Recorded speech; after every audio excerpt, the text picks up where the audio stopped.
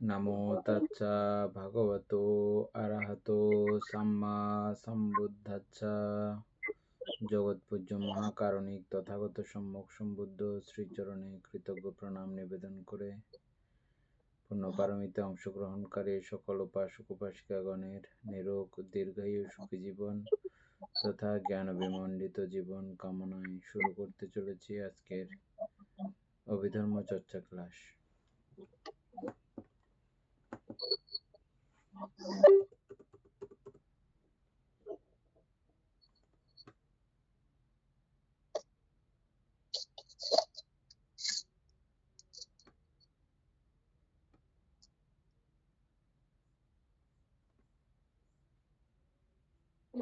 বন্দনা বন্তে মঙ্গলক।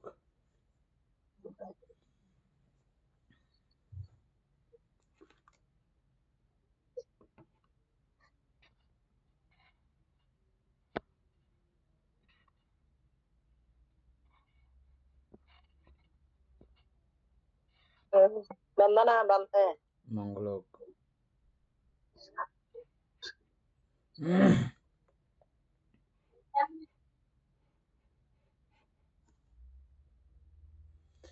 এই কালকে 6 নাম্বার পর্যন্ত ঠিকঠাক মতো বোঝা হয়েছে না?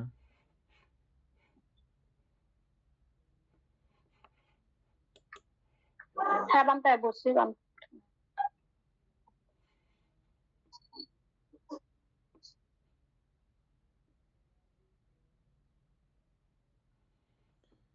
সংযুক্ত প্রত্যয় মানে যৌথ একত্রে যুক্ত হইলে একত্রে যুক্ত থাকা অবস্থা সংযুক্ত। এই সংযুক্ত ভাবও একটা সাহায্যকারী।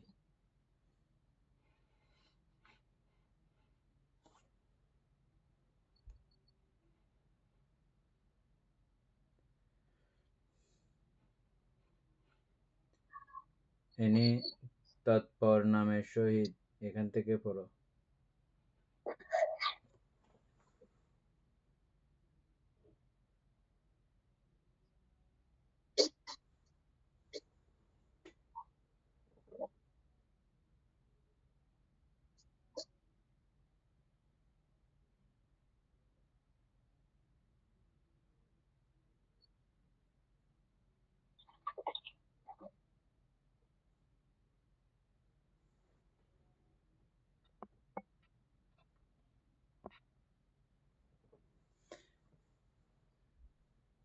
ইনি তো করতেছে না, দিবেন বাবু পরে। বন্দনা ভান্তে কত পৃষ্ঠা? এই মোবাইলের পেজ হচ্ছে যে 252। আচ্ছা, প্রথমত এটা থেকে না, 2 নাম্বার।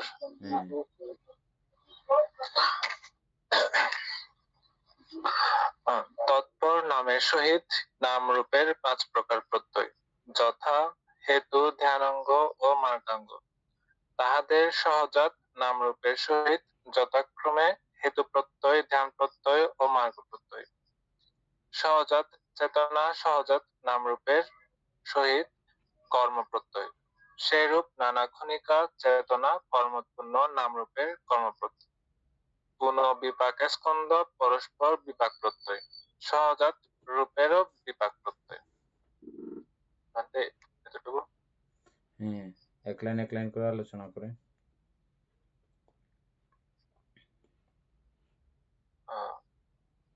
আমি বুঝতেছি না এমনিতে। আমি তো বলবো তো বুঝতেছেন না। বাবান এগুলো বুঝাই দিতে হবে। আগেরটা বুঝছি, আগে প্রথমত যেটা এটা নামের সঙ্গে নামের এগুলো বুঝছি, এটা ওটা আলোচনা করে দিল। এনেই বুঝতেছ?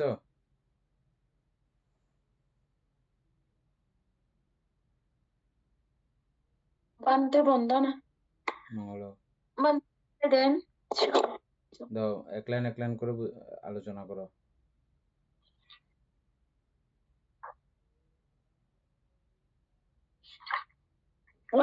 ভান্তে কালকে একটু আলোচনা বাকি ছিল যে ওইটা আজকে করে দিবেন বলছেন যে। কি বাকি যেটা ছিল আমরা কালকে? বুঝতে ওইটা নিয়ে আলোচনা করা, যেটা ওই সম্প্রযুক্ত প্রত্যয়, এটা সবাই বুঝছে কিনা বা এটা আরেকটু আলোচনা করতে পারবে কিনা, এটা কি আর করবে?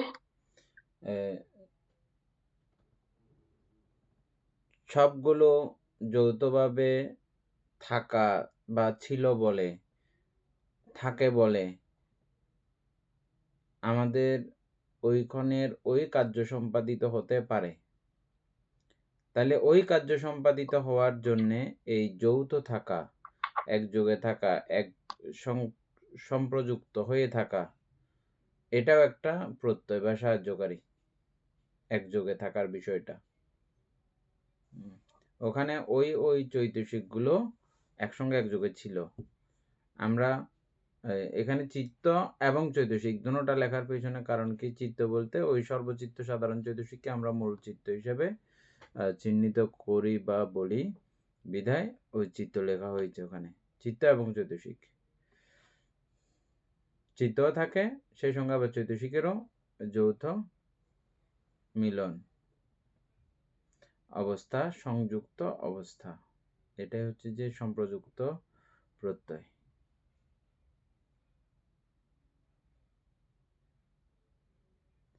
না বুঝে থাকলে আবার বলো।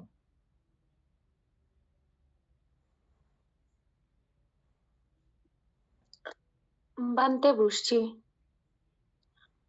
বানতে এটা কালকে শুধু সম্প্রতীচ্য বা সন্তিরণ অভাবে বলেছেন, তো এটা কি এভাবে হবে না যে সম্প্রযুক্ত কিভাবে থাকে? অর্থাৎ আহ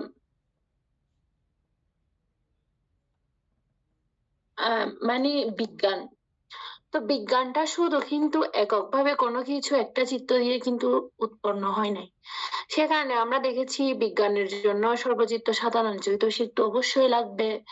তার সাথে দেখেছি আমাদের ইন্দ্রিয় লাগবে, আলম্বন লাগবে, মনস্কার লাগবে, এবং এর সাথে আরো অনেক অনেক চৈতসিক বা অনেক অনেক প্রত্যয়ের কারণেই কিন্তু এই বিজ্ঞানটা উৎপন্ন হয়েছে। এখানে কিন্তু একটা ছাড়া কিন্তু আরেকটার কিন্তু কোনো অস্তিত্ব নেই।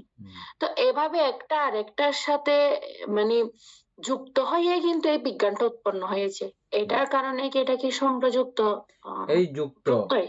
এই যে যুক্ত কথাটা আমরা বলছি না, এগুলো এটার সঙ্গে এটা যুক্ত হয়েছে বলে এই অবস্থাটা তৈরি হয়েছে। তাহলে যুক্ত থাকাও একটা প্রত্যয়। যুক্ত হওয়া, যুক্ত থাকা, যুক্ত অবস্থায় থেকে এই অবস্থাটা তৈরি করেছে। বিজ্ঞান বলো, সম্প্রতীচ্য বলো, সন্তিরণ বলো, প্রত্যেকটা অবস্থা তৈরির পিছনে এই যুক্ততা। তো এখানে এখানে যে অনিত্যতা যেটা, সেটা যে আমরা যে এখানে প্রমাণ করব যে যে এই যে যুক্ত হয়েছে একটার কারণে একটা যুক্ত হয়ে কিন্তু এটা সম্প্রযুক্ত প্রত্যয় হিসেবে বা প্রত্যয় হয়ে এটা বিজ্ঞান হয়েছে, মানে বিজ্ঞান হয়েছে। কিন্তু এটা যখন প্রত্যেকটা চৈচিত্র বা প্রত্যেকটা চৈতসিককে যদি আলাদা আলাদা করা যায়, করার পরেও কিন্তু মানে একটা ছাড়া কিন্তু আরেকটার কোনো অস্তিত্ব এখানে খুঁজে পাওয়া যাবে না।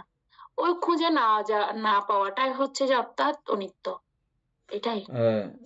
খুঁজে না পাওয়াটা অনাত্মা। আচ্ছা, মালিক শূন্য, হ্যাঁ, না পাওয়াটা হচ্ছে যে অনাত্মা, হ্যাঁ। আর এটা আর প্রতিক্ষণে এটা অনিত্য হচ্ছে, প্রতিক্ষণে হ্যাঁ। এরা অনিত্য হয়ে যাচ্ছে বিদায়। অনিত্য হয়ে এটা যাচ্ছে বিদায়। এটা তো এই জায়গায় অনিত্য হচ্ছে সেটা না, অর্থাৎ বিজ্ঞানের পরে সম্প্রতীচ্য, না বিজ্ঞানের পরে, ঠিক আছে, বিজ্ঞানের পরে সম্প্রতীচ্য, তাহলে বিজ্ঞান মারা গেছে, বিজ্ঞান অনিত্য হয়েছে, ঠিক আছে। এটা শুধু ওইটা না, এটা আরো সূক্ষ্মতর অবস্থা। ওই বিজ্ঞানকেও যদি আমরা যদি একটু জুম করি, টানি, লম্বা করি, হ্যাঁ, ওই বিজ্ঞানের মধ্যেও এটা উৎপন্ন ধ্বংসের কার্যক্রম সেই জায়গাতেও রয়েছে। এটা অতি সূক্ষ্ম থেকে সূক্ষ্মতম জায়গা বিজ্ঞানটা, না কোনোভাবে আমরা বলবো যে ওই অবস্থাও নাই, বা এত যে শর্ট সময়, এত যে অল্প সময়, কোনো রকমেও এটা কোনো কিছু করার মতো নাই। কিন্তু ওই ছোট্ট জায়গাতেও বহুবার এই অনিত্যের খেলা চলমান, অনিত্যের প্রবাহ চলমান।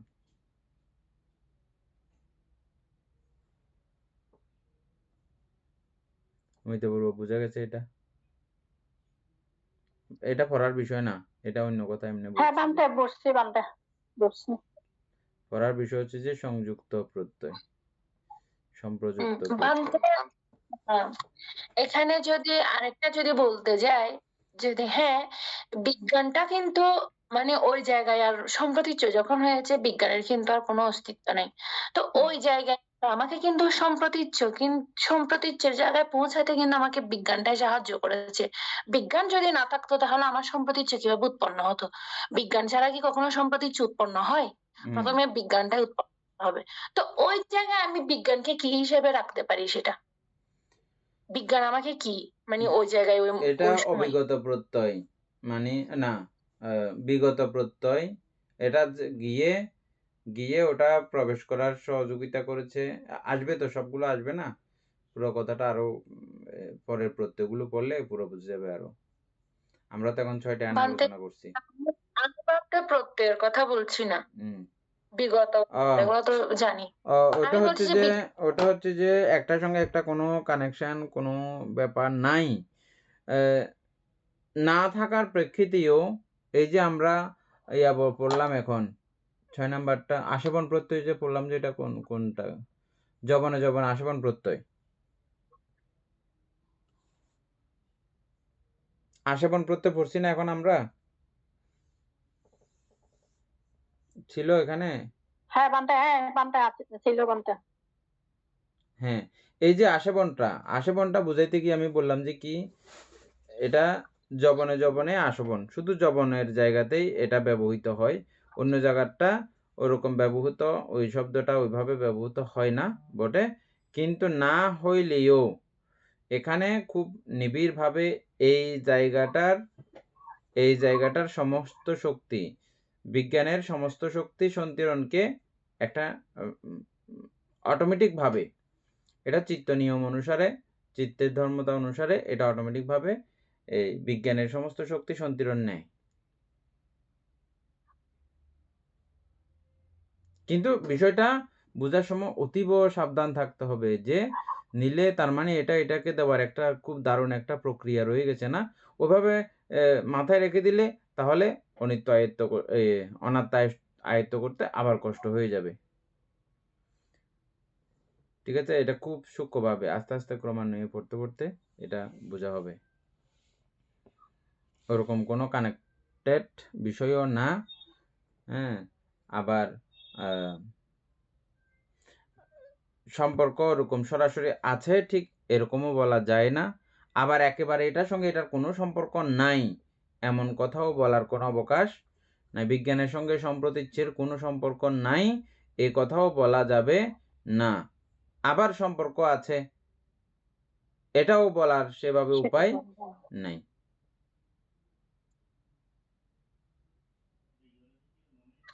আর একইও না, এটা প্রত্যেকটা বিষয়ের অবস্থা পরিবর্তন হয়ে গেছে। বিজ্ঞানের অবস্থা একরকম ছিল, বিজ্ঞান অবস্থায় চৈতসিকগুলোর কার্যক্রম একরকম ছিল, সম্প্রতীচ্য অবস্থায় আরেক রকম হয়ে গেছে। একইও না।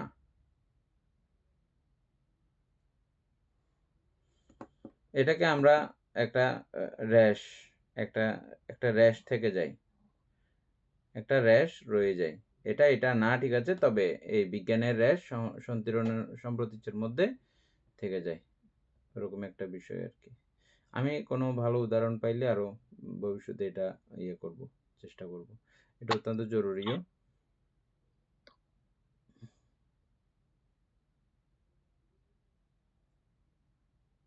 হ্যাঁ, এনে কি বলতে চাইছিল বলো।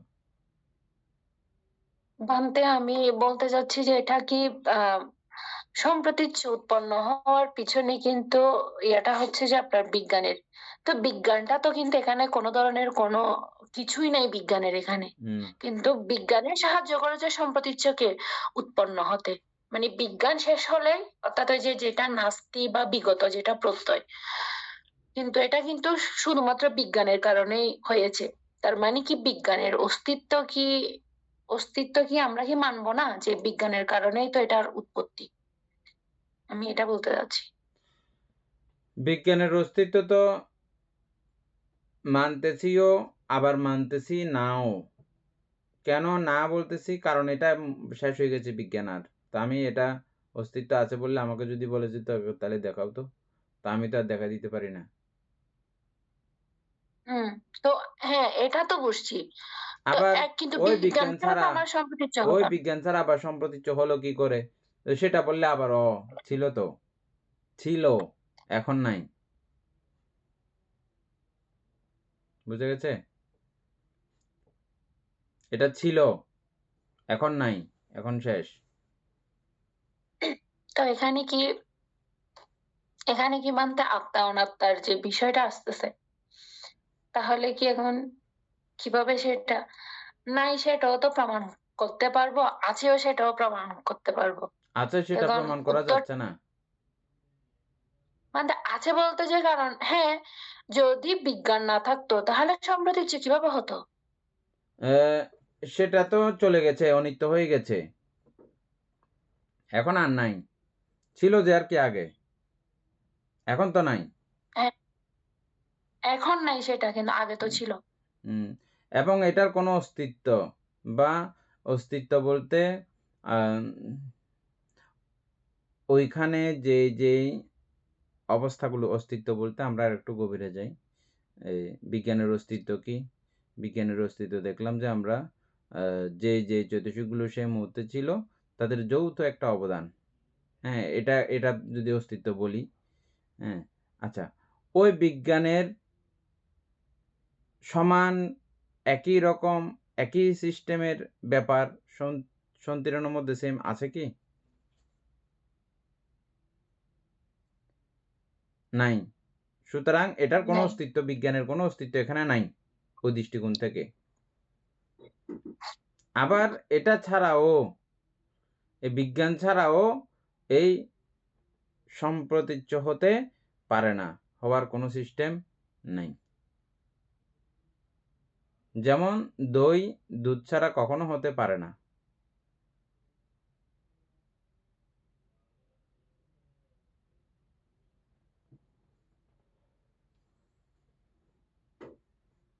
বলো এখানে আরো কি বলার আছে? আচ্ছা, আমি আরেকটু সূক্ষ্মতর অবস্থায় যেতে চাইছিলাম।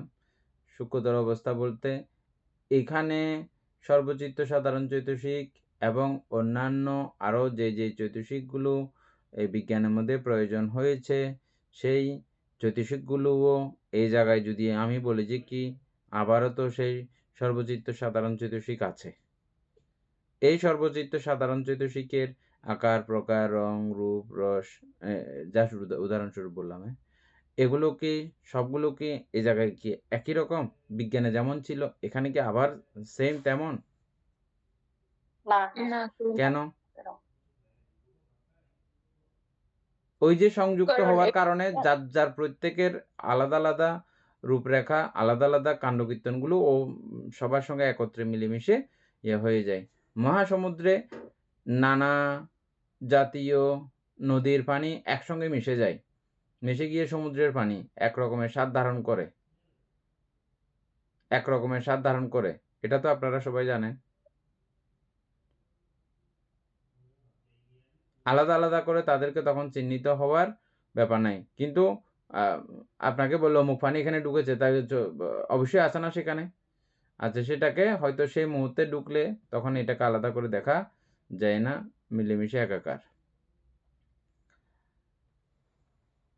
ঠিক একইভাবে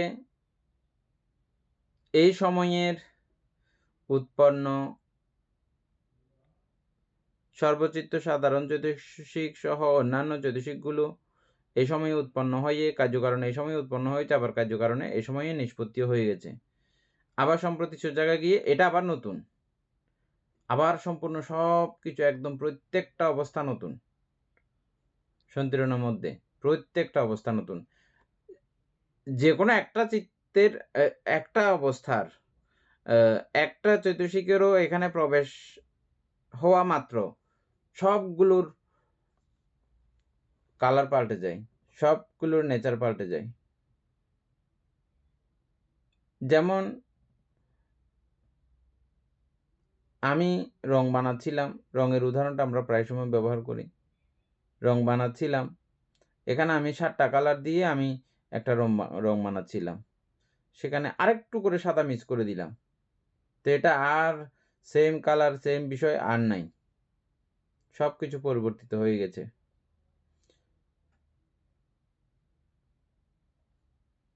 এটা তো রঙের বেলায় যদি বলি, ওই রঙগুলো আবার এখানে আমি ব্যবহার করলাম। ওটার মধ্যে একটা পুরো একটা খুব সামঞ্জস্য একটা ব্যাপার আছে। কিন্তু এখানকার ব্যাপারগুলো আরো অতি সূক্ষ্ম। ওই ক্ষণের কার্যকারণে এটা বেশি গুরুত্বপূর্ণ ইনি, হ্যাঁ? বিজ্ঞানের মধ্যে বিবিধ কারণ সহযোগে ওই চৈতসিকগুলো উৎপন্ন হয়েছিল।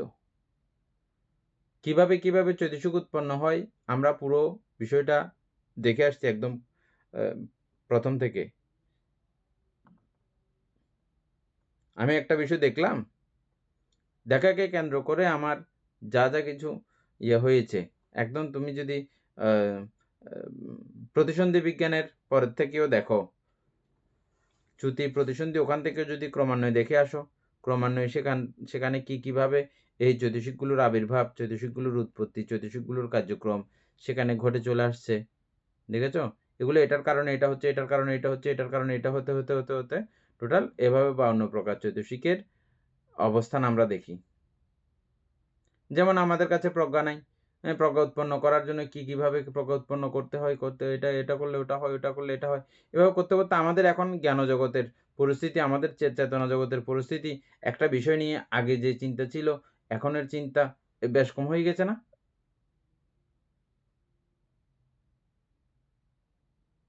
বুঝা গেছে? এগুলো হচ্ছে যে কার্যকারণ, এটার কারণে এটা হয়ে যাচ্ছে এরকম, এটার কারণে ওটা এরকম হয়ে যাচ্ছে।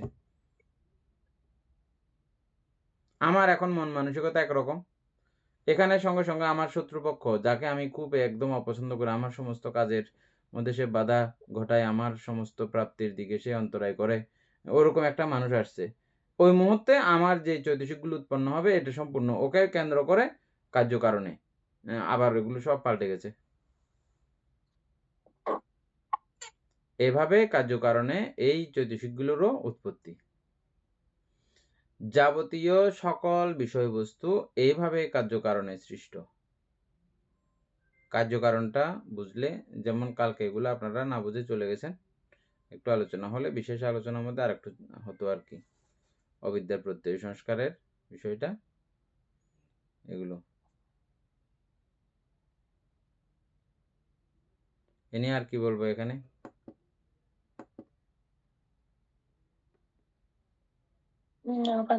ঠিক আছে।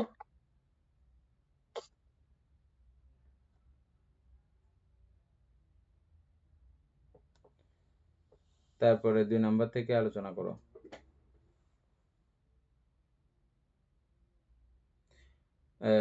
প্রত্যেকেই খুব গভীর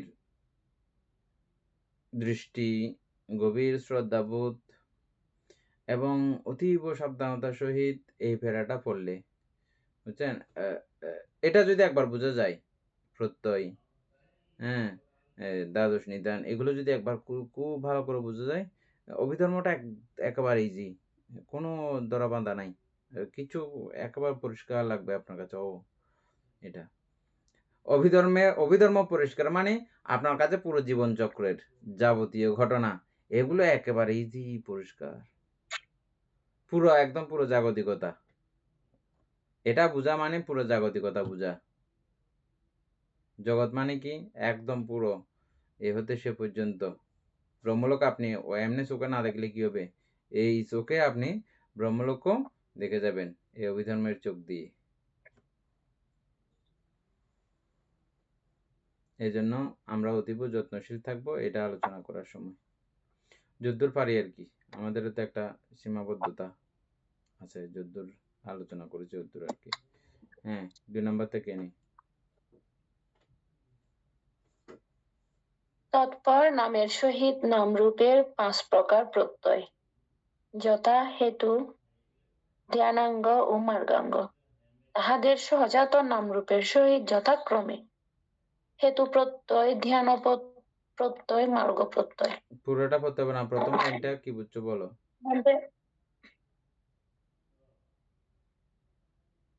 এখানে বলছে যে নামের সহিত নামরূপের পাঁচ প্রকার প্রত্যয়, অর্থাৎ নামের সহিত যে রূপের যে উৎপত্তি বা উৎপন্ন সেটা হচ্ছে 5 প্রকার প্রত্যয়ের কারণে। ভুল হয়ে গেছে। এটা হবে এটা খুব সূক্ষ্ম, দেখো। নামের সহিত নামরূপের, নামের সহিত নামরূপের, নামরূপের। বুঝছো? নামের সহিত নামরূপের 5 প্রকার আছে। এগুলো আমরা আগে যেরকম নামের সহিত নামের 6 প্রকার দেখছিলাম, এখন নামের সহিত নামরূপের। তো সেগুলা সহজাত হচ্ছে যে হেতু, ধ্যানাঙ্গ আর মার্গাঙ্গ, তাহাদের সহজাত নামরূপের সহিত যথাক্রমে। দিদি, হুম নামের সহিত নাম রূপের বলতে কি বোঝাচ্ছে এখানে? নামের সহিত নাম রূপের, আমরা তো নাম জানি যে বেদনা, সংজ্ঞা, সংস্কার, বিজ্ঞান। তো এই বিজ্ঞানে আবার এটা একেবারে পাঁচটায় চলে আসছে, রূপ, বেদনা, সংজ্ঞা, সংস্কার, বিজ্ঞান। না মানতে এভাবে না? হ্যাঁ, অসাধারণ, বলো। হ্যাঁ, ওভাবে।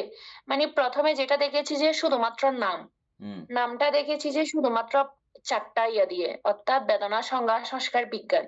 কিন্তু রূপের ক্ষেত্রে এসে মানে নামটাও আসবে, বেদনা, সংজ্ঞা, সংস্কার, সাথে আসবে যে রূপ সহ, মানে 5-6টা স্কন্ধ নিয়েই এটা হচ্ছে যে রূপ, এই মানে নাম রূপের প্রত্যয়। হ্যাঁ, এখন যেমন আমরা এই নাম রূপ যৌথভাবে আছে এখন।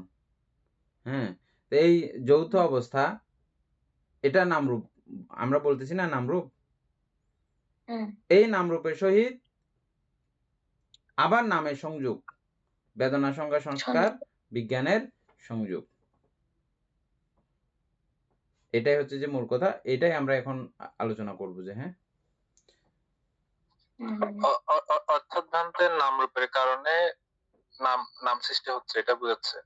কি সৃষ্টি হবে এটা আমরা পরে দেখতেছি। একটা প্রথম লাইনটা বুঝছেন কিনা দেখেন।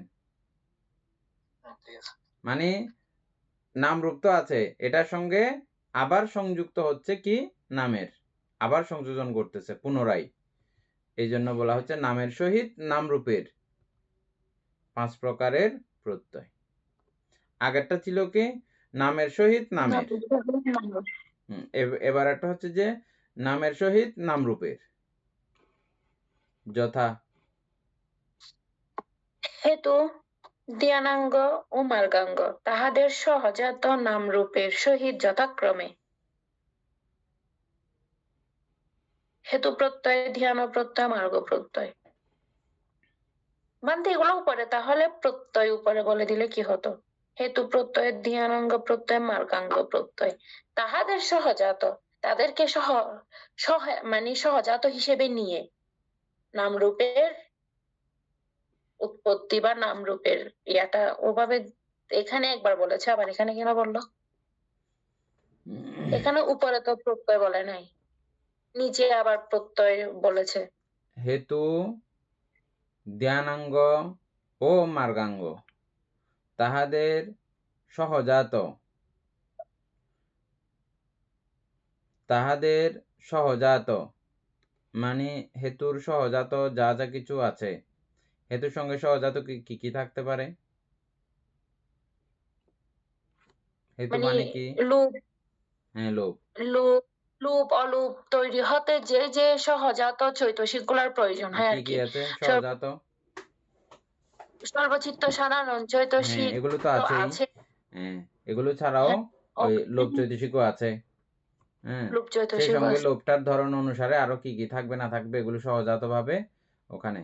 তাহলে হেতুর সঙ্গে এই অবস্থা, হেতু সহজাত, ধ্যানাঙ্গ সহজাত, মার্গাঙ্গ সহজাত, নামরূপের সহিত যথাক্রমে, এই 3টা সহিত নামরূপের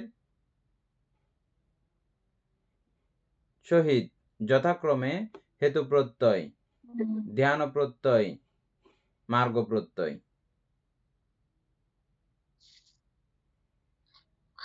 ভান্তে নিচের গুলো প্রত্যয়, মানে পরের গুলো প্রত্যয় বুঝলাম, কিন্তু প্রথমের গুলো কি? আমরা হেতু বুঝছি না আগে, হ্যাঁ, বুঝতে ওই পারছি। হেতুটাই হেতু প্রত্যয়, ঠিক আছে? এখন শুধু ধ্যানাঙ্গ। হেতু না, শুধু হেতু বলতে এখানে আমাদেরকে একদম পুরা বিষয়টা, হেতু শুধু হেতু তো হেতু না, হেতুর সঙ্গে ওর সহজাত অনেক সহচর আছে, মানে সঙ্গে থাকে যে এরকম অনেক বিষয় আছে, সবগুলোকে কেন্দ্র করে এই হেতু প্রত্যয়। এখন বুঝে গেছে কি? এনে যে কথা বলছো সেটার উত্তর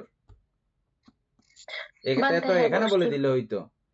এখানে হেতু প্রত্যয় আলাদা করে প্রত্যয়টা ওখানে লিখে দিলে তো যেত, এখানে আবার আলাদা লিখতে। ঘটনা কি?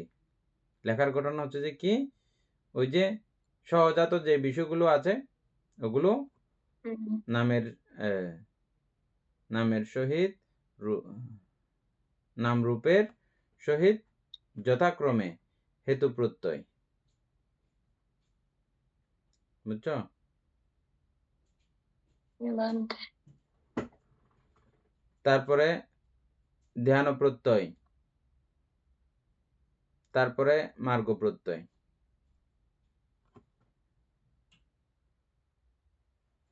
এগুলো সরাসরি কিসের সঙ্গে? এগুলো নামরূপ। নাম রূপের সঙ্গে।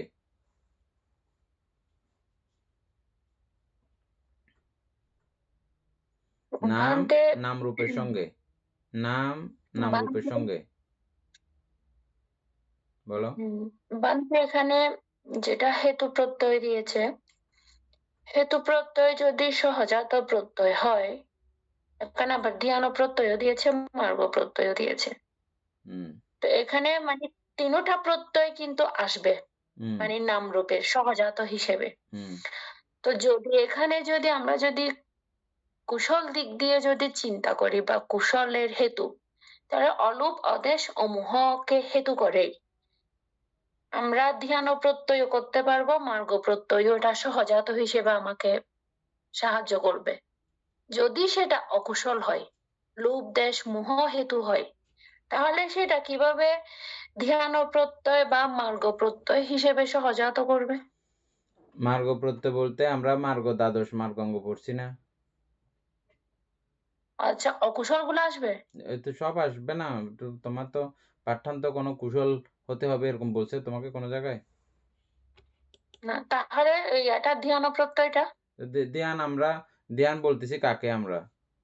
ধ্যান আছে না, আমরা তো সব তো ধ্যানাঙ্গ পড়ছিলাম, বুদ্ধাঙ্গ 7টা পড়ছিলাম, এছাড়াও ধ্যানাঙ্গ আবার পরে পড়ছিলাম, মনে আছে? হ্যাঁ, দমনস্য ধ্যানাঙ্গ নাকি একটা এরকম পড়ছিলাম। তো মনুষ্য একটা ধ্যানাঙ্গ একটা শুধু সম্রাট। অকুশলের দেখছিলাম, অমিতা বড়ুয়ার কাছে লেখা আছে, বাইর করেন।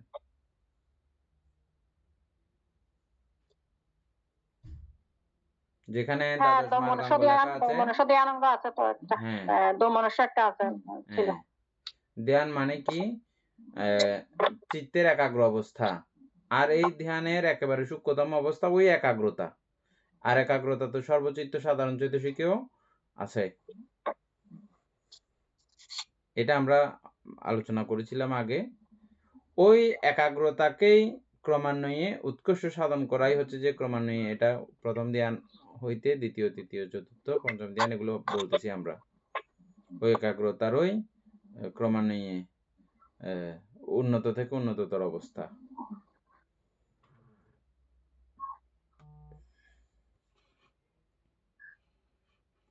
আচ্ছা, বুঝছি। মনুষ্য অপেক্ষা ধ্যানাঙ্গ।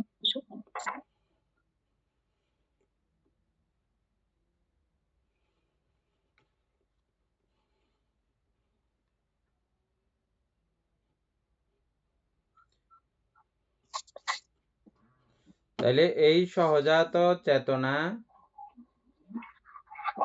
সহজাত নামরূপের সহিত, পরেরটা সহজাত চেতনা সহজাত নামরূপের সহিত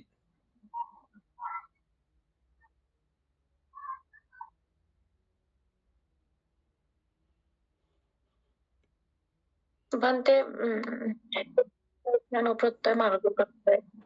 এই কথাটা আগে বুঝো। দুবারে সহজাত চেতনা, আচ্ছা, উপরের গুলো বলতেছো যে? হ্যাঁ।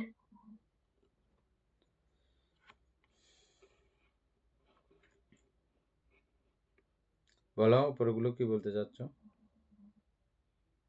হ্যাঁ, এটা একটু করে ধ্যান ও প্রত্যয় মার্গ ওই যে সহজাত হিসেবে ইয়া করে এটা কি করে উদাহরণের সহিত বুঝাই দিলে ভালো হবে, মানে তিনোটা একসাথে।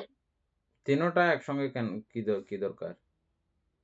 যার যার গুলো তার তারে না, তিনোটা একসঙ্গে, এগুলো তিনোটা সহজাত, তোমাকে তো এরকম কেউ বলে নাই।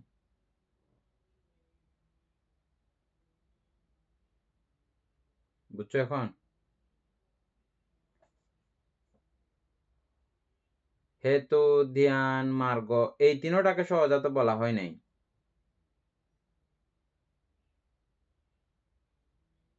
বান্তে হেতু ধ্যান মার্গাঙ্গ তাহাদের সহজাত বলছে না, তাহাদের সহজাত তাহাদের সহজাত, না। ওদের সঙ্গে যে যে বিষয়গুলো একসঙ্গে উৎপন্ন হয়েছিল ওগুলোর কথা বলা হচ্ছে। বুঝছো এখন? হেতুর সঙ্গে হেতুর সহজাত বিষয় আছে না? বান্তে এই ক্ষেত্রে হেতুর সহজাত মানে নাম রূপ উৎপন্ন হয় এটা বোঝাচ্ছে।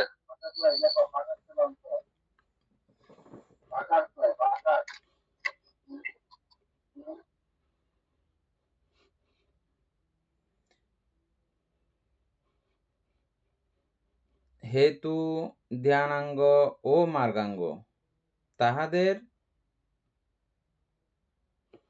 একটা একটা বলে, হেতুর সহজাত নামরূপের সহিত যথাক্রমে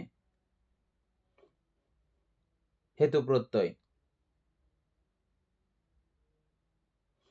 বুঝছেন? একটা একটা বলেন, তখন আর ঝামেলা লাগবে না। হেতু নামরূপের সহিত, তাইলে হেতুটা কি? নাম না? লোক দেশ মুখ নাম। দেশ হেতু নাম। নাম। এখন বুঝা গেছে?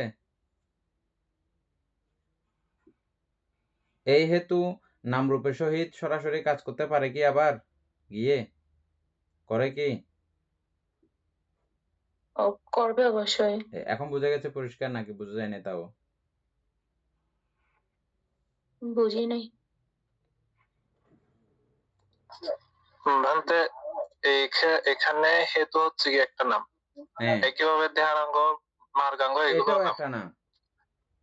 হ্যাঁ, তারপরে এগুলো দুটোটাই নাম। ওই নামগুলো সরাসরি আবার আমার নামরূপের সঙ্গে সংযুক্ত হয় কিনা, যুক্ত হতে পারে কিনা?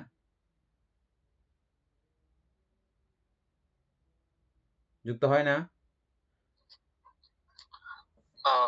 ভান্তে এটা তো একই নামে আবার আবার নামরূপের সাথে কেন সংযুক্ত কিভাবে হবে এক্ষেত্রে?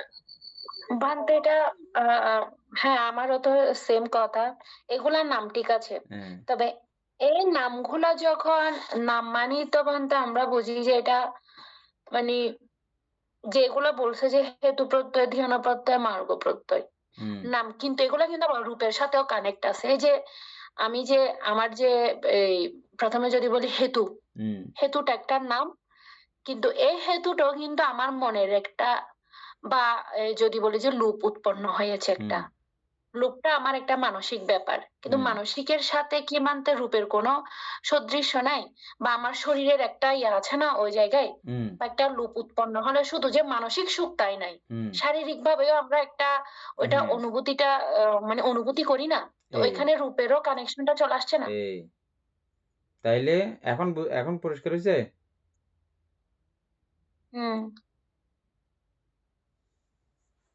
বর্তমানে ঠিক এই বিষয়টাও ওই আগের বিষয়টা বুঝলে এটার সঙ্গে এটা, মানে এই যে কানেকশনগুলো, যোগসূত্রগুলো, হ্যাঁ, যোগসূত্র নাই, আবার এগুলো এভাবে একটা যোগসূত্রের ব্যাপার আমরা এভাবে দেখতেছি।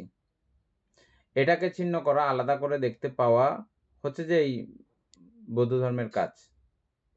এগুলো এইভাবে এভাবে কাজ করে যাচ্ছে, আবার এই কাজগুলোকে বিচ্ছিন্ন করে দিতে পারা, দেওয়া, ওটা আমরা শিখবো। আগে কিভাবে সংযুক্ত হয় এটা দেখতে হবে, এখন আমরা এটা দেখতেছি যে, ঠিক আছে? এখন বান্ধে তাইলে লোভ দেশ মোহ এটা হেতু, এটা নাম, এটা সরাসরি ওই নাম রূপের সহিত সংযুক্ত হয়, হয়ে ওই হেতু প্রত্যয় মানে হেতু হিসেবে সাহায্যকারী হিসেবে ও কাজ করে। এখন বোঝা গেছে পুরা? আবার সেই নামরূপকে গেছে পুনরায় সঞ্জীবিত রাখার জন্য, এই করার জন্য, সেই করার জন্য নামরূপকে আরো যা যা কিছু হচ্ছে আর কি ওই ঘটনার মধ্যে। আমার মধ্যে এখন বর্তমানে এটা নামরূপ এক জাতীয় এক প্রকারে এখন আছে, বিদ্যমান আছে না নাই? এখন আমার মধ্যে নামরূপ আছে কি না নাই? আমার মধ্যে আছে। এটার সঙ্গে আবার যখন আমার পুনরায় ওই হেতু যখন যুক্ত হবে, যুক্ত হইলে যুক্ত হওয়ার মুহূর্তটাকে হেতু প্রত্যয়, হেতু সাহায্যকারী, লোভ বা অলোভ, হ্যাঁ, হিংসা বা অহিংসা, তারপরে আরেকটা মোহ বা অমোহ, এই 6টা হেতু। তো 6টার যে কোনো একটা আসা মাত্র আমার এই নামরূপের পরিবর্তন ঘটে যাচ্ছে।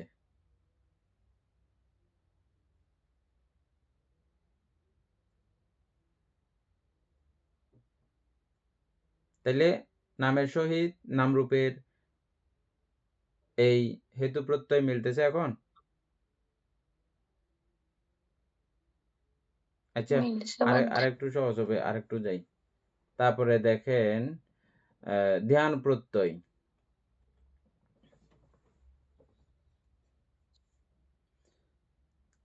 এটা আমার কাছে অরিজিনালি আছে। আবার ধ্যান প্রত্যয়টা নাম, এটা আবার পুনরায় সংযোজিত হয় না?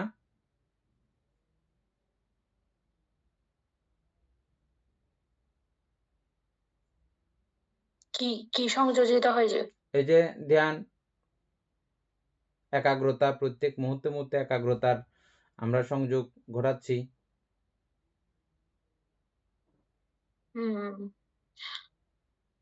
বানতে বসছি। বুঝলে কি হবে? জটিল আছে বিষয়টা। হ্যাঁ, এটা খুব জটিল। ওই এটার মতো, এটাকে কিছু দেয় না, এটা থেকে এটা কিছু নেয় না, তথাপিও একটা রেশের ব্যাপার। ঠিক আছে? তথাপিও একটা রেশের ব্যাপার। আগের ওই যেটা ইয়া ছিল, আমরা ইয়া পড়ছিলাম যে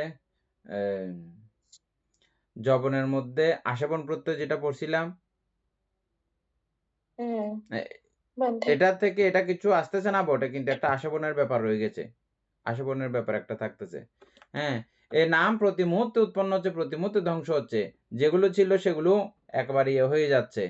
হ্যাঁ, কিন্তু থাকলেও এটা বাহ্যিকভাবে আবার এই হেতু আবার ওখানে গিয়ে সংযুক্ত হবার, এই নামরূপের সঙ্গে আবার সংযুক্ত হবার ব্যাপার ঘটে। এজন্য যখন ঘটে ওই ঘটমান অবস্থাকে ওই হেতু প্রত্যয়। যখন লোভের সংযোগ ঘটে, এভাবে দেশের সংযোগ ঘটে, মোহের সংযোগ ঘটে, বা অলোপদেশ অমোহের সংযোগ ঘটে, তখন এটা এই নামের সহিত নামরূপের হেতু প্রত্যয়।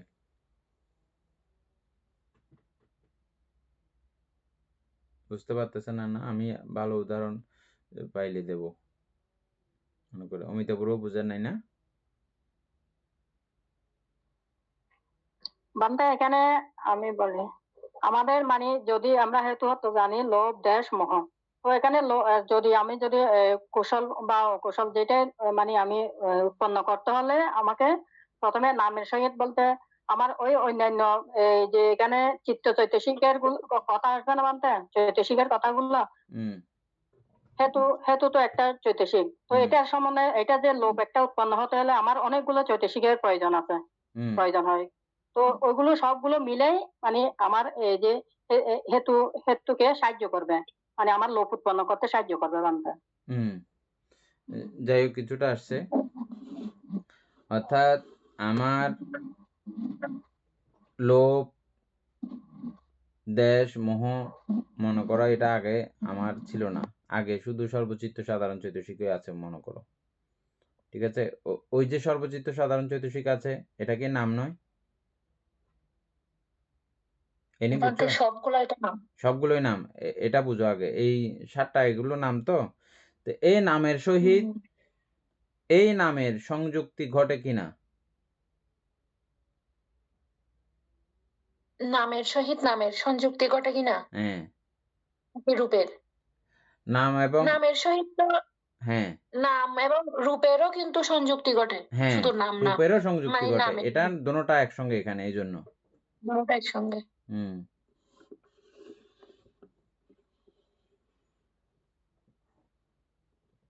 তাইলে একটা বুঝলে বাকি ধ্যান প্রত্যয় হুম, একই, মার্গ প্রত্যয়। মার্গ প্রত্যয় একই। আর না বুঝার আছে এখানে?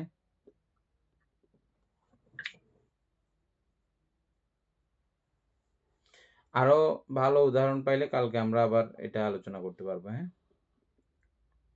যদি আসে আর কি উদাহরণ, না আসলে নাই। আমার তো বোঝা গেছে তো। সহজাত, জ্ঞান প্রত্যয়। এরপরের লাইন সহজাত।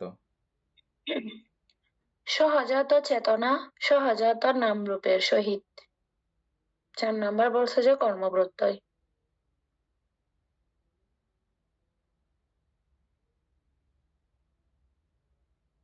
ভান্তে এই জায়গায় তো আমরা কিভাবে নাম এবং রূপ উৎপন্ন হচ্ছে একই সাথে, সেটা তো এলেন এর মধ্যে মনে হয় বোঝা যাবে যদি যদি আলোচনা করা হয়। হ্যাঁ, দেখো না, তুমি তো বুঝে গেছো, বলো।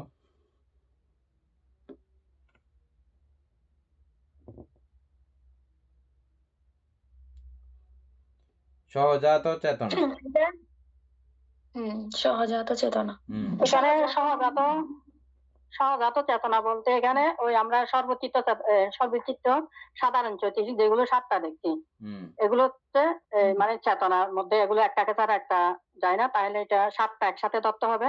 আর সহজাত নাম রূপের মধ্যে যদি আমরা তাহলে ওই বাকি চৈতসিক যেগুলো মনে করাই, নাম রূপ কখন সহজাত?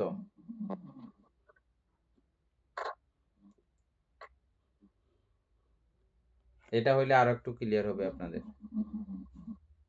দীপেন বাবুরও মনে থাকার কথা। নাম রূপ কখন সহজাত থাকে?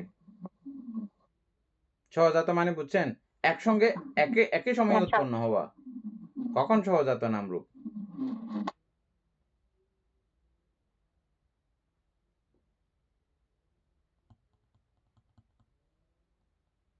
এনে মনে আছে?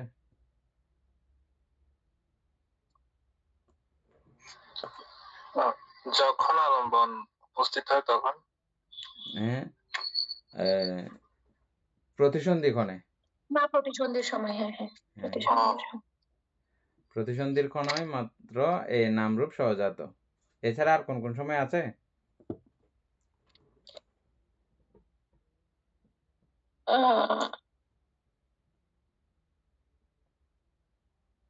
যখন ভান্তে যেটা আমরা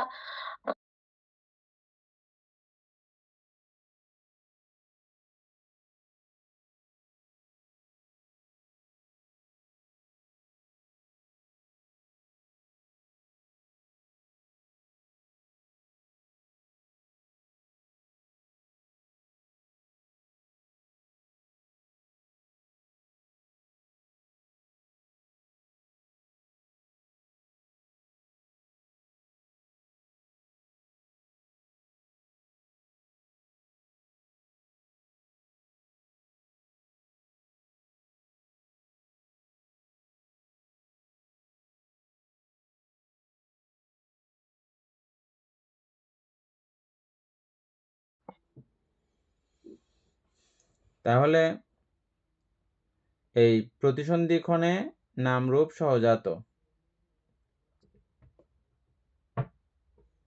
ঠিক আছে?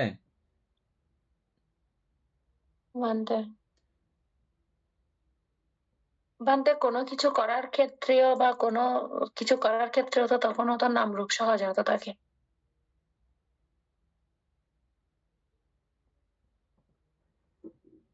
কোনো কিছু করার ক্ষেত্রে মানে যে কোনো কাজ করার ক্ষেত্রে, সবকিছুর ক্ষেত্রে তো আমাদের নামরূপ সহজাত। কারণ আমার ইচ্ছা আর সাথে শারীরিক যেটা রূপের যেটা এটা যদি মিলে দেখি তো এটা তো একসাথে সহজাত হিসেবে বাস্তব।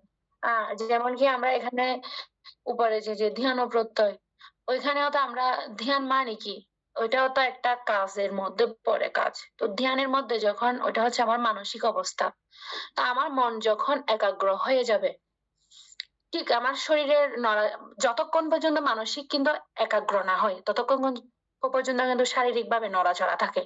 ঠিক যখন যে মুহূর্তে যখন একাগ্র হয়ে গেছে চিত্ত, তখন কিন্তু শারীরিক নড়াচড়াটাও বন্ধ হয়ে যায়। তার মানে কি ওইটা সহজাত না? একটা যখন বন্ধ হয়েছে আরেকটাও সাথে বন্ধ, একটা যখন একাগ্র হয়েছে সাথে আরেকটাও হয়ে গেছে।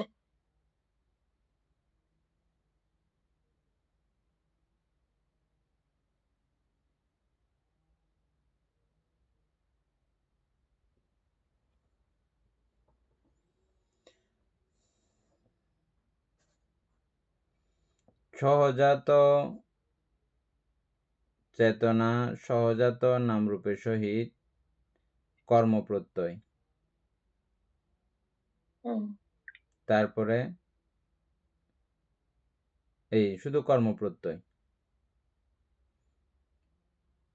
সহজাত চেতনা সহজাত নামরূপের সহিত, সেখানে ওই কর্মপ্রত্যয়। আমাদের এই দুইয়ের সম্মেলন ঘটানোর জন্য ওই চেতনাকে সহজাত চেতনা সহজাত নামরূপের সহিত কর্মপ্রত্যয়। কি কর্ম সেখানে? আমাদের যে ওই যে বিজ্ঞান, প্রতিসন্ধি বিজ্ঞান, এটা কর্ম না প্রক্ষান্তরে? ওই কর্মটা হচ্ছে যে এখানে সেই সময়ে কাজ করে। এটা প্রতিসন্ধি ক্ষণের কথা। হ্যাঁ,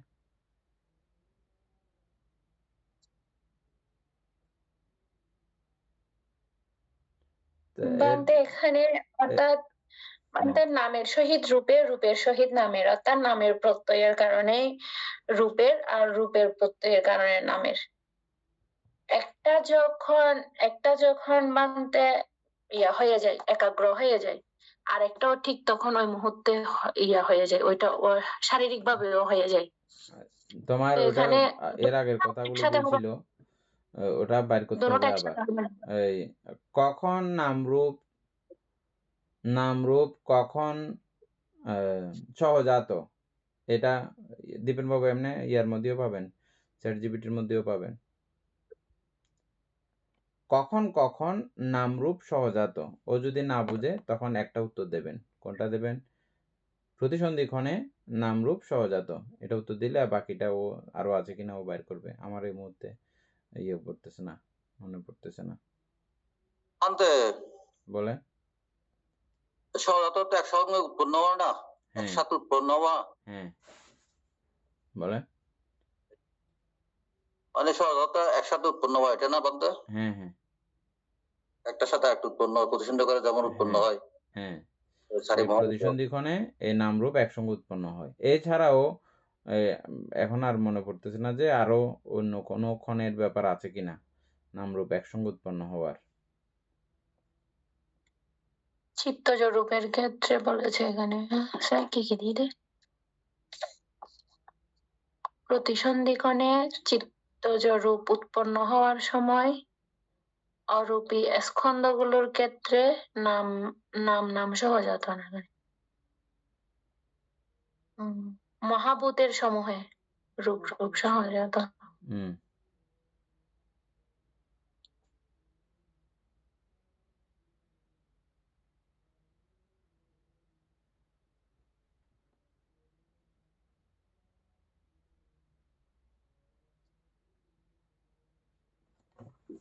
আমার মনে হয় এই শুধু একটা সময় ছাড়া অন্য কোনো সময় নামরূপ সহজাত না, একটা সময় শুধু।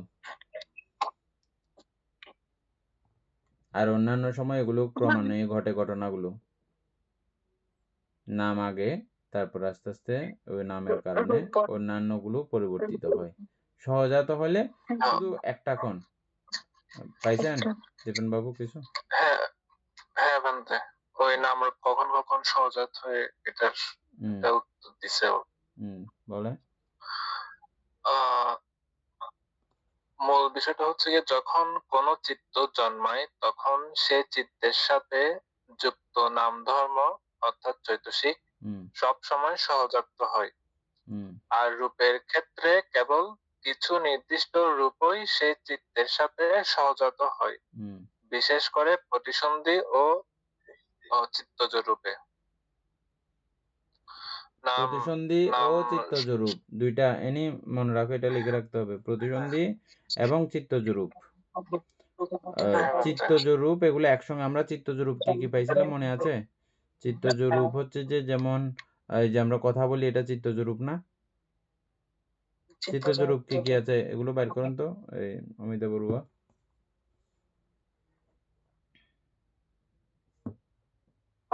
চিত্তজ রূপ আমরা 15 প্রকার পাইছি। বলেন।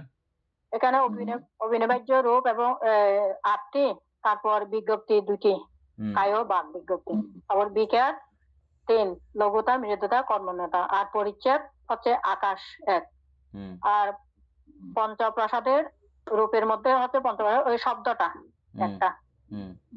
মোট 15টা চিত্তজ রূপ। এগুলো 17টি 17টি। হ্যাঁ, চিত্তজ রূপ হচ্ছে 17টি। আর দুইটা কি কি? কায় বিজ্ঞপ্তি, বাক বিজ্ঞপ্তি, এগুলো দর্শিত।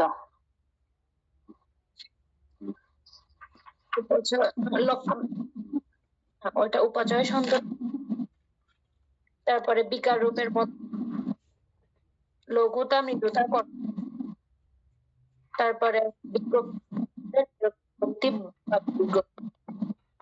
মধ্যে আকাশ দাগ, তারপরে হচ্ছে পৃথিবী, আপ, তেজ, বায়ু, তারপরে ওই যে আর 4টা যেটা আছে বর্ণ, গন্ধ, রস, সূর্য। 17টা চিত্তজ রূপ। 17টা চিত্তজ রূপ না?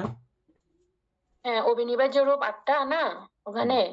তারপর আকাশ ধাতু আসবে, আকাশ ধাতু 1টা, বিজ্ঞপ্তি রূপ 2টা, বিকার রূপ আসবে 3টা, লক্ষণ রূপ আসবে 3টা। না, হ্যাঁ, মানে লক্ষণ রূপ। এগুলো চিত্তজ রূপ। আচ্ছা, এই এখন তো আমরা চিত্তজ রূপ চিনলাম, ঠিক আছে? চিত্তজ রূপ এক জিনিস, আবার সহজাত এটা আরেক জিনিস।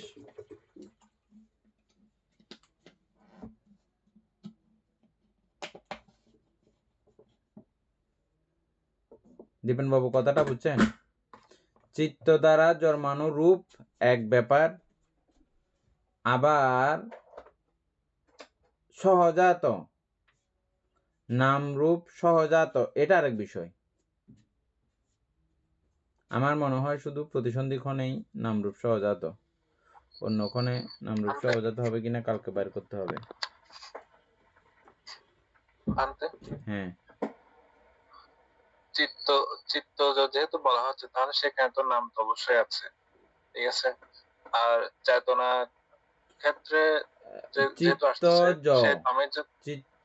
চিত্ত কারণে জন্ম, এজন্য চিত্তজ, চিত্তের কারণে জন্ম। আচ্ছা ভান্তা, এখানে আরেকটু করে কথা আছে, সেটা আমি বললে ভালো হবে। হ্যাঁ বলেন।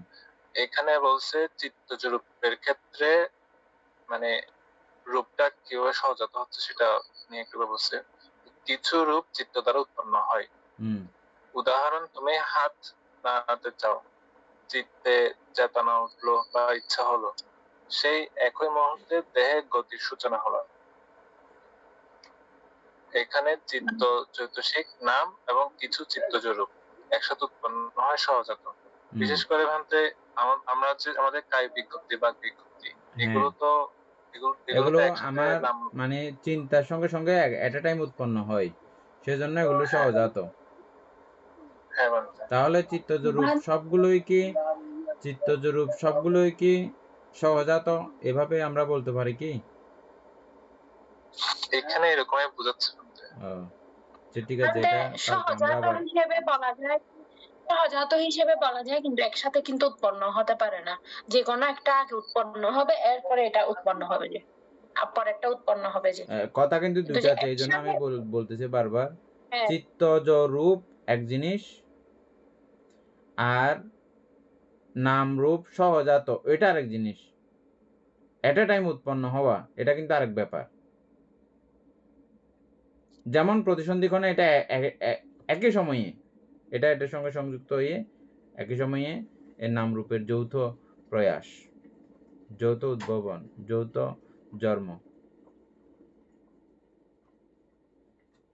কালকে আমরা এটা আরেকটু দেখতে হবে। হ্যাঁ, আচ্ছা, এরপরের ইয়াটা একটু করে দেখো।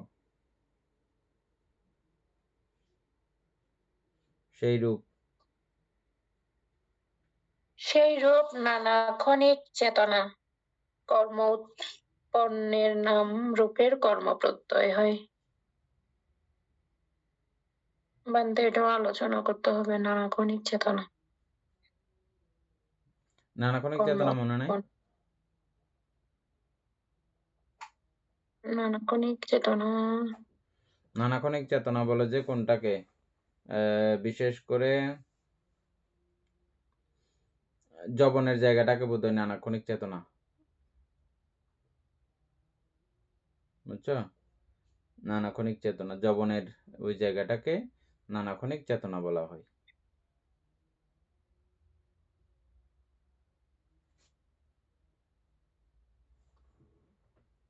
নানাক্ষণিক চেতনা কর্মোৎপন্ন নামরূপের কর্মপ্রত্যয়। এখন বুঝছো? নানাক্ষণিক চেতনা কর্ম উৎপন্ন নামরূপের সহিত, কর্ম উৎপন্ন নামরূপের সহিত কর্মপ্রত্যয়।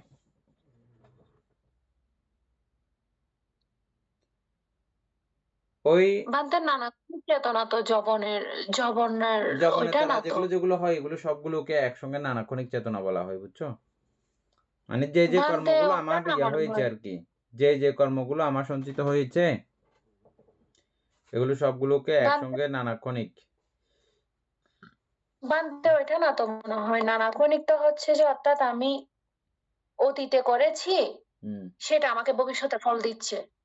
মানে কর্মটা অতীতে করেছি, চেতনাটা অতীতে করেছি, কিন্তু আমি ফল পাচ্ছি যে সেটা পরে, সাথে সাথে ইয়া না, এটা আর কি ভবাঙ্গের মধ্যে থাকে।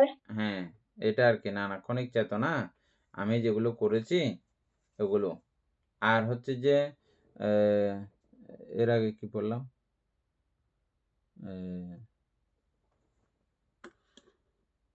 দুইটা আছে এখানে, নানাক্ষণিক চেতনা একটা আছে, আর একটা কথা কি ছিল? কর্ম উৎপত্তিভব কর্মভব, উৎপত্তিভব কর্মভব। ওই কর্মভবকে বলা হয় নানাক্ষণিক, আর উৎপত্তিভবকে বলা হয় যেটা দ্বারা এখন উৎপন্ন হয়ে আছো। ওইটা। আর ওই কর্মভবকে বলা হয় মূলত ওই নানাক্ষণিক চেতনা। নানাক্ষণিক চেতনা বললেও হবে, কর্মভব বললেও হবে। হ্যাঁ, এখন বোঝা গেছে? বুঝছি তো, মনে পড়ছে তো এটা আগে। আমরা বলতে যে বীজের একটা উদাহরণ দিয়েছিলাম নানাক্ষণিকের, অর্থাৎ কোনো কিছু বীজ যে মানে আমের বীজ হোক, সেটা রোপণ করেছি আগে, মানে গত বছর, ফল দিচ্ছে আমাকে ঠিক 2 বছর পরে। ওরকম করে বলেছিলাম মনে হয় নানাক্ষণিকটা। আচ্ছা, তা সেই রূপ নানাক্ষণিক চেতনা কর্ম উৎপন্ন নামরূপের সহিত, কর্ম উৎপন্ন নামরূপ। এখানে কর্ম উৎপন্ন মানে ওই উৎপত্তিভব যেটা হয়েছে, উৎপত্তিভবের যে নামরূপ যেটা আছে ওটার সঙ্গে আবার আমার ওই কর্মের সংযোগ ঘটে। কোন কর্মের? ও নানাক্ষণিক কর্মের, কর্মের সংযোগ ঘটে এটা কর্মপ্রত্যয় হয়। এটা সোজা আছে।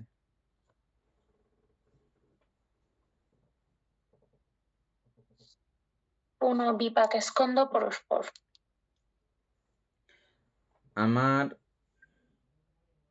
আমি যদি এখন ত্রিহেতুক পুদ্গল হই, তো সেই সঙ্গে আমার এমন এমন কিছু ভালো কর্ম আমি সম্পাদন করে রেখেছিলাম, যে কর্মগুলো কোনো আচার্য বা কোনো গুরুভান্তে, কোনো এরকম ধর্মপ্রাণ ব্যক্তি আমাকে জোরপূর্বক হলেও ধর্মচর্চা করতে, কুশল জীবনযাপন করতে বাধ্য করবে। এগুলো পুণ্যের কানেকশন, পুণ্যের কারণে এগুলোর সংগঠন ঘটেছে। এই যে আপনাদের সঙ্গে আমার যে সংযোগ ঘটেছে, এগুলো এমনি এমনি না। এগুলো আমাদের ওই যে জন্মান্তরীণ কর্ম প্রবাহ, যোগসূত্রিতার কারণে এগুলো সংযোগ ঘটে এইভাবে। এই জন্য আমরা এগুলো এই পুণ্যকর্মগুলোর করতে পারতেছি। তাহলে আমার অতীতের কর্মটা এখন বর্তমানের নামরূপের সঙ্গে সরাসরি সংযুক্ত হয়ে এটা কর্মপ্রত্যয়, বা ওই কর্ম আমাকে প্রত্যয় আকারে সাহায্য করেছে। প্রত্যয় হচ্ছে যে সাহায্যকারী আর কি, প্রত্যয় কথাটা মানে সাহায্যকারী। তাহলে ওই কর্মটা আমাকে কি করলো? সাহায্য করলো কি করতে? কুশল কাজ করতে। আবার কোনো ব্যতিক্রম কর্ম আমাকে অকুশল কাজ করতে সাহায্য করলো, অতীতের কর্ম। ওই যে নানাক্ষণিক যে কোনো কিছু হতে পারে না, এই জন্য নানাক্ষণিক বলা হয়েছে, যে কোনো রকম হতে পারে। তো সাহায্য করেছে, তাইলে অনেক মানুষ আছে বেয়াদবি করা শুরু করে, বেয়াদব মানুষের সঙ্গে যুক্ত হয়ে, বেতাল্য মানুষের সঙ্গে যুক্ত হয়ে আবার বেয়াদবি করা শুরু করে। ওই যে বেয়াদব মানুষের এই সংযোগটাও অনেক সময় কর্মের কারণে এই সংযোগ ঘটে।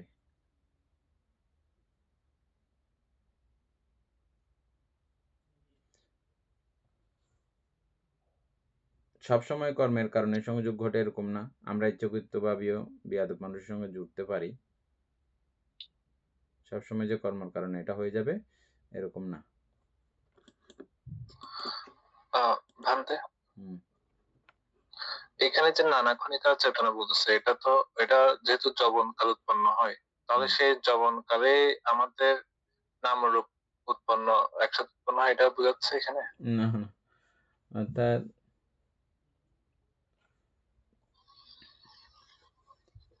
সেই রূপ নানাক্ষণিক, এটা হচ্ছে ওই ইয়ার কথা, কর্মপ্রত্যয়ের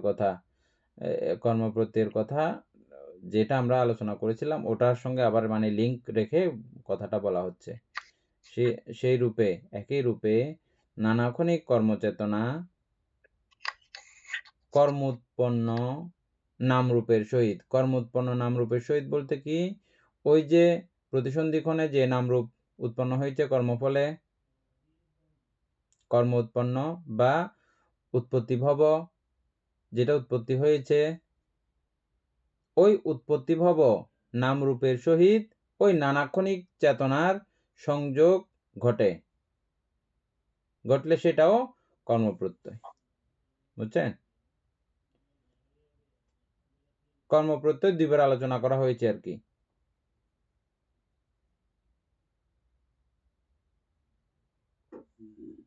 বুঝতেছেন না? তাহলে ভান্তে সহজাত চেতনা বলতে কি বোঝাচ্ছে?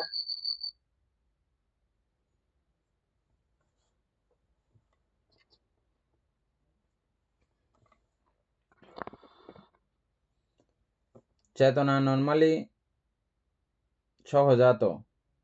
কিসের সহজাত? চেতনা কিন্তু সর্বচিত্ত সাধারণ চৈতসিক, এগুলো সবসময় সহজাতভাবে জন্মগ্রহণ করে, এককভাবে জন্মগ্রহণ করার কোনো কি নাই।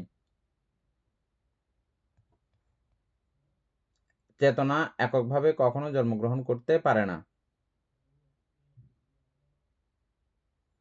বাধ্যগত ও সর্বচিত্ত সাধারণ চৈতসিক একসঙ্গে। চেতনা বললে মাত্র বেদনাও থাকবে, একাগ্রতাও থাকবে, জীবিত ইন্দ্রিয়, মনস্কার, এগুলো সবগুলো থাকবে।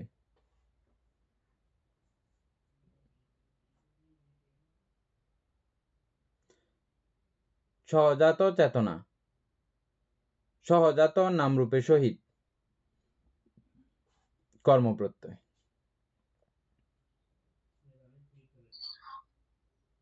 এটার মানে বোঝাচ্ছে ভান্তে কর্মপ্রত্যয়ের কারণে চেতনার সাথে সাথে নামরূপ উৎপন্ন হয়, এরকম? মানে এই চেতনার সঙ্গে এই নামরূপের সংযোগ ঘটানোর জন্য এই কর্ম প্রত্যয় আকারে কাজ করেছে, সাহায্যকারী আকারে কাজ করেছে। এখন বুঝছেন?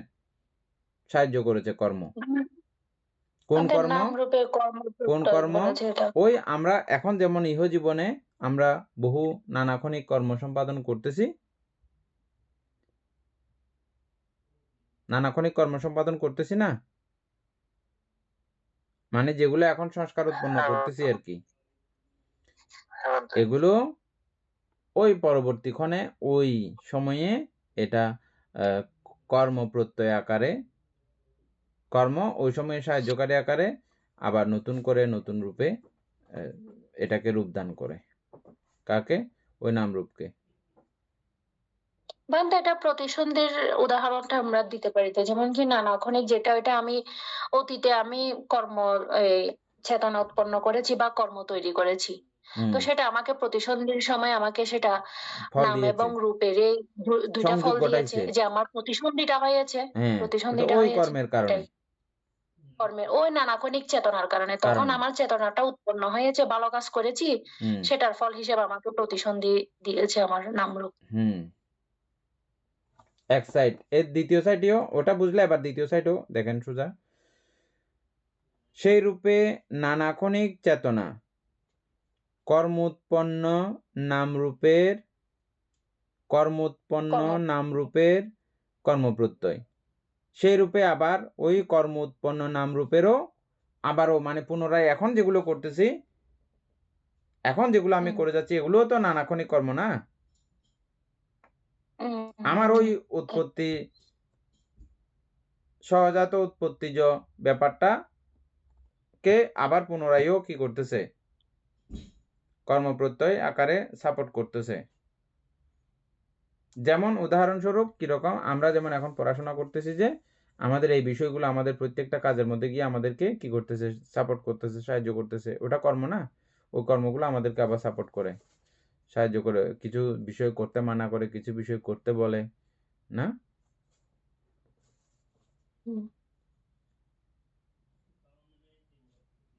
যাই হোক, যেদূর বুঝতেছেন এদূর কিন্তু কম না।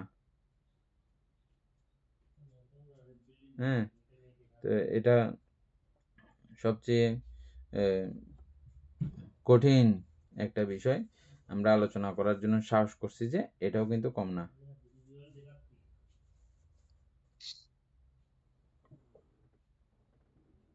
এনে বোঝা গেছে?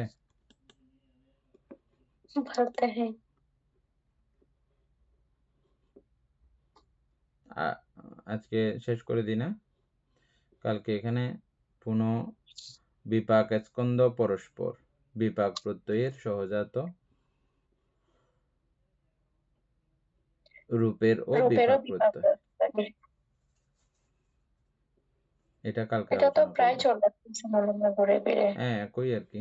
যাই হোক, আমরা কালকে আবার পুনরায় এই 2 নম্বরটা পুরো আলোচনা করব, এবং কে কি বুঝছে এটা আবার ইয়ে করব আর কি, যেহেতু এগুলো বোঝাটা অত্যন্ত জরুরি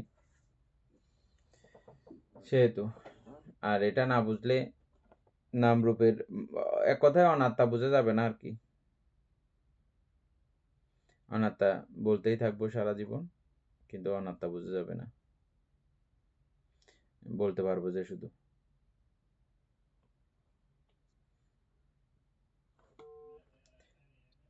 সদ্ধর্ম প্রাণ প্রিয় উপাসক উপাসিকা বৃন্দ, এতক্ষণ যাবৎ আমরা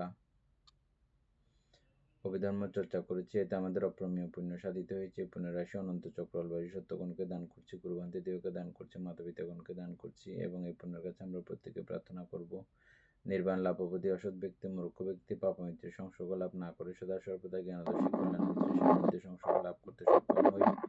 এইরূপ সাধু সংকল্প পোষণ করে আজকের মতো ক্লাস এখানে সমাপ্ত করছি। সাধু সাধু সাধু।